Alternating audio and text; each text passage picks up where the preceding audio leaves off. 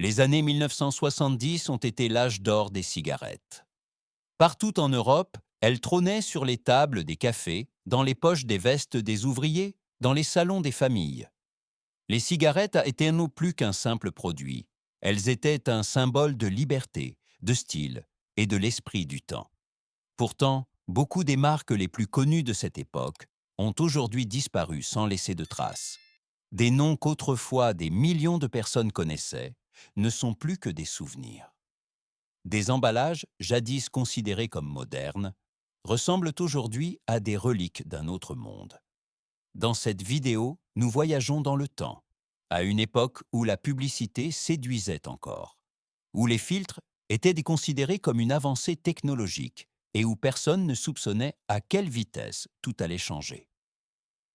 Voici 10 marques de cigarettes célèbres des années 1970 qui ont autrefois marqué l'Europe et qui n'existent plus aujourd'hui. Plus nous nous rapprochons du numéro 1, plus leur influence était grande et plus leur disparition fut spectaculaire. 1. Winston. Dans les années 1970, Winston était plus qu'une simple marque de cigarettes. Pour des millions de personnes en Europe et en Amérique, Winston incarnait l'authenticité, la liberté et un goût pur. Le célèbre slogan « Winston tastes good like a cigarette should » a marqué toute une génération et donnait l'impression que rien n'était embelli ni caché. Lancé à l'origine dans les années 1950, Winston a atteint le sommet de sa popularité dans les années 1970. La marque était connue pour son mélange de tabac spécial et son refus délibéré d'additifs artificiels, ce qui était alors considéré comme honnête et terre-à-terre. Winston était omniprésente, des circuits de course aux événements sportifs en passant par les publicités télévisées, et est devenue une partie intégrante de la culture quotidienne. Cependant, avec une conscience croissante de la santé, des réglementations publicitaires plus strictes et de nouvelles restrictions légales, le lent déclin a commencé.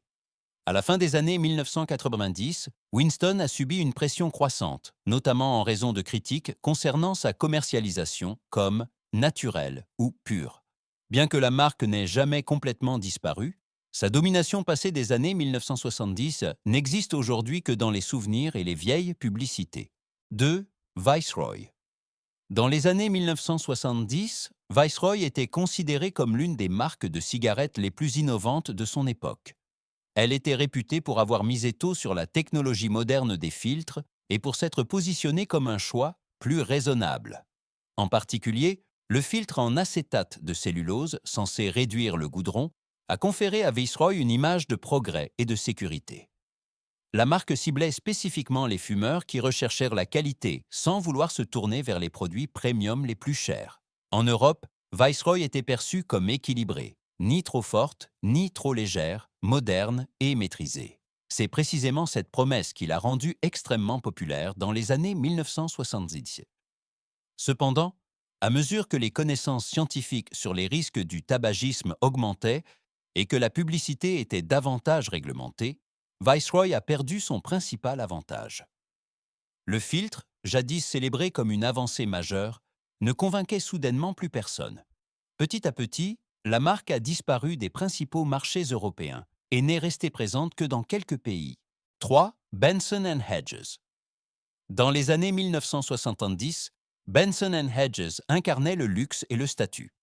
L'emballage doré était immédiatement reconnaissable et véhiculait un sentiment d'élégance qu'aucune autre marque de cigarettes n'atteignait. Dans de nombreux pays européens, Benson & Hedges était considéré comme un symbole de style de vie haut de gamme et était délibérément positionné comme un produit premium. La marque séduisait par son tabac Virginia de haute qualité et un goût corsé qui la distinguait clairement des cigarettes moins chères. La publicité et l'image s'adressaient à un public désireux de montrer son style et son statut. C'est précisément cette présentation exclusive qui a fait le succès de Benson & Hedges dans les années 1970. Cependant, avec des interdictions de publicité plus strictes, des prix croissants et une conscience croissante de la santé, le luxe à lui seul a perdu de son impact. La marque n'a pas pu maintenir son éclat d'antan de manière durable et a progressivement disparu de nombreux marchés européens, bien que son nom évoque encore aujourd'hui des souvenirs nostalgiques. 4. Eve. Dans les années 1970, Eve était une marque de cigarettes spécifiquement créée pour les femmes. Des formats plus minces, des motifs floraux et des emballages élégants visaient à prendre ses distances avec les marques classiques, masculines. Eve promettait style, individualité et une touche de luxe au quotidien. La marque a su capter l'esprit d'une époque où les rôles changeaient et où les femmes étaient davantage perçues comme des consommatrices à part entière. Eve est devenue un symbole visible de ce changement et était présente dans de nombreux pays européens. Cependant, cette image de cible très spécifique est devenue un problème par la suite. Avec une conscience croissante de la santé et des règles publicitaires plus strictes, Eve a perdu de sa pertinence. La marque a progressivement disparu du marché et était restée principalement un phénomène culturel des années 1970. 5. Salem. Dans les années 1970, Salem était l'incarnation de la cigarette au menthol. Son goût frais et rafraîchissant et son célèbre slogan, qui rappelait le printemps, distinguaient clairement Salem des autres marques. Pour de nombreux fumeurs en Europe, Salem représentait la légèreté et une sensation de fumée plus moderne. En tant que l'une des premières cigarettes au menthol avec filtre, Salem a marqué tout un segment.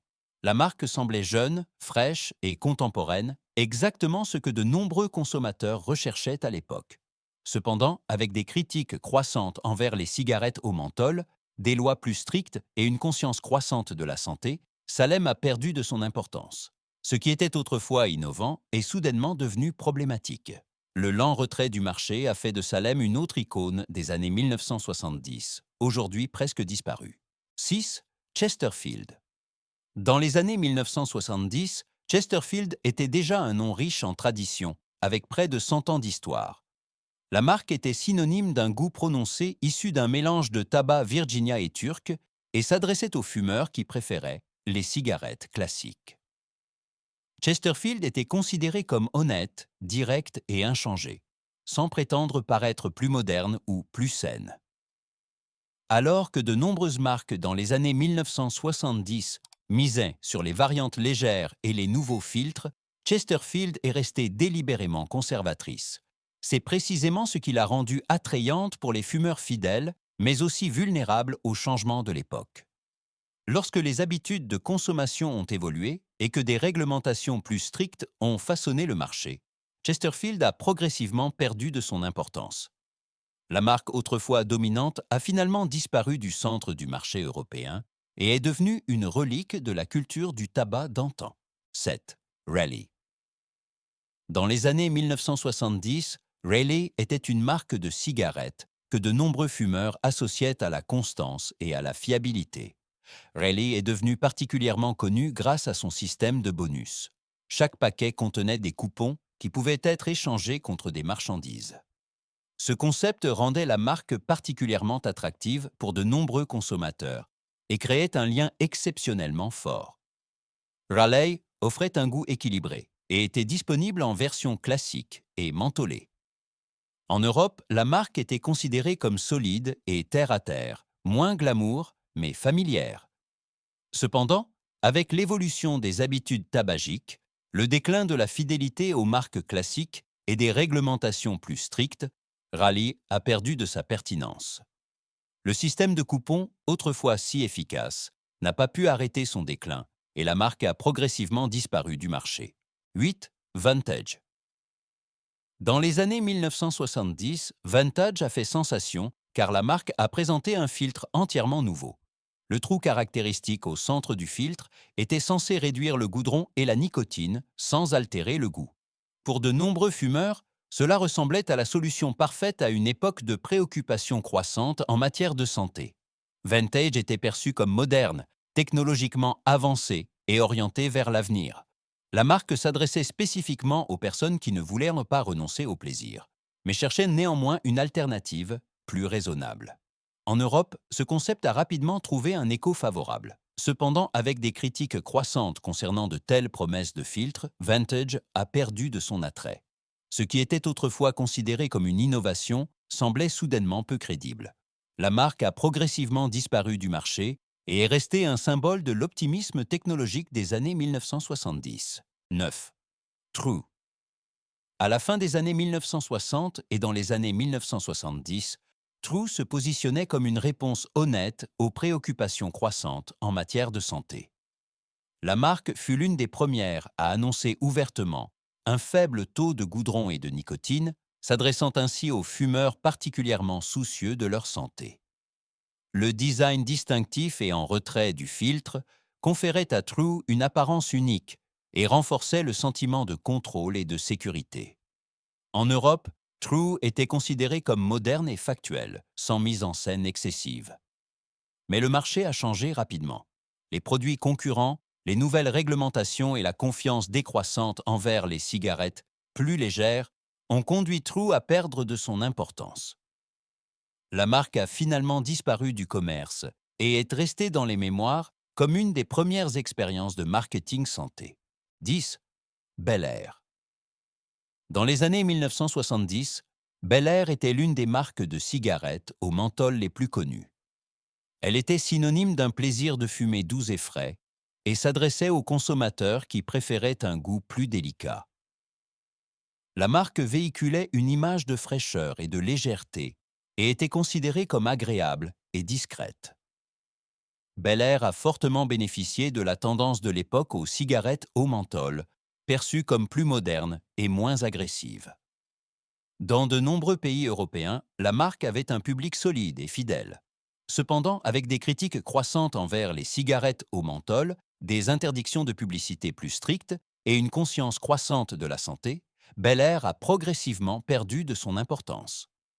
Ce qui était autrefois considéré comme rafraîchissant est devenu un modèle obsolète et la marque a finalement complètement disparu du marché. Ces 10 marques de cigarettes étaient autrefois omniprésentes. Dans les années 1970, elles façonnaient le paysage européen, représentaient le statut, le style ou le progrès et accompagnaient des millions de personnes au quotidien. À l'époque, leur succès semblait aller de soi, presque inébranlable. Pourtant, le changement est venu en douceur et de manière implacable.